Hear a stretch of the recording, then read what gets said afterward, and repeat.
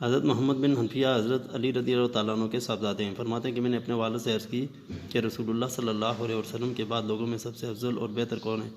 حضرت علی رضی اللہ تعالیٰ عنہ نے فرمایا حضرت ابوبکر صدیق رضی اللہ تعالیٰ عنہ۔ انہوں نے کہا کہ میں نے عرض کیا پھر کون؟ فرمایا حضرت عمر رضی اللہ تعالیٰ عنہ۔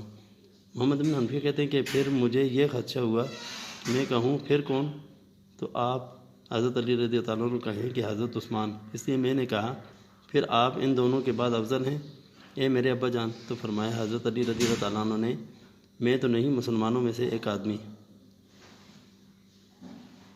حقیقت یہ ہے کہ یہ حضرت علی رضی اللہ تعالیٰ عنہ کا کمال تواضع و انکساری تھا، ورنہ حضرت علی رضی اللہ تعالیٰ عنہ تو اپنے تینوں پیشروؤں کے بعد امت کے افضل ترین فرد ہیں، اور آپ کا مقام اصحاب رسول میں ایک اہم مقام ہے، اس لیے کہ ایمان لانے والے السابقون الاولون میں آپ شامل ہیں۔